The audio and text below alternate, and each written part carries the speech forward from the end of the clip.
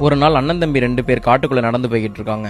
நேரம் போக போக சூரியன் மறைய ஆரம்பிக்குது. காடும் இருட்ட ஆரம்பிக்குது. ரொம்ப இருட்டுனதுனால காட்டுக்குள்ள அதுக்கு மேல போக முடியல. உடனே தம்பி அண்ணன்ட்ட, அண்ணா நம்ம இதுக்கு மேல போக வேண்டாம், இங்கேயே நம்ம படுத்துடலாம், காலையில விடிஞ்சதுக்கு அப்புறம் போய்க்கலாம். அண்ணன், நம்ம காட்டுல நைட்டு தங்குறது ரொம்ப ஆபத்து, நாம இங்க தூங்குறது ரொம்ப கஷ்டம். அதுக்கு தம்பி, சரிண்ணா, அப்ப ஒரு ஆள் முதல்ல தூங்கலாம், ஒரு ஆள் காவலுக்கு இருக்கலாம். முதல்ல நான் தூங்குறேன், நீ எனக்கு காவலுக்கு இரு. உனக்கு தூக்கம் வர்றப்ப என்னை எழுப்பி விடு, நீ தூங்க, அதுக்கப்புறம் நான் உன்னை பாத்துக்கிறேன். அண்ணனும் அதுக்கு ஒத்துக்கிறான். தம்பியும் தூங்க ஆரம்பிச்சிடறான். அண்ணன் காவலுக்கு உட்கார்ந்துருக்கான். அப்போ ஒரு கருப்பு உருவம் அண்ணனை நோக்கி வருது. தம்பியை பாக்குறான். தம்பி ஆழ்ந்த தூக்கத்துக்கே போயிட்டான். அந்த கருப்பு உருவம் கத்திக்கிட்டே அண்ணன் பக்கத்துல வருது.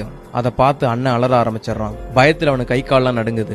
இவன் பயப்பட பயப்பட அந்த கருப்பு உருவம் பெருசாகிக்கிட்டே போகுது. பயத்துல அவன் கத்தி அங்கேயே மயங்கி விழுந்துடுறான். சத்தத்தை கேட்டு உடனே தம்பி ஏஞ்சி பாக்குறான். அண்ணன் பக்கத்துல படுத்திருக்கான். அண்ணனுக்கு தூக்கம் வந்துருச்சு போல, அதான் நம்மளை எழுப்பிட்டு படுத்துட்டான் போல அப்படின்னு அண்ணனுக்கு காவலுக்கு உட்கார்ந்துருக்கான். அப்ப அதே டீமன், அதே கருப்பு உருவம் கத்திக்கிட்டே தம்பியை நோக்கி வருது. அதை பார்த்து தம்பி பயப்படல.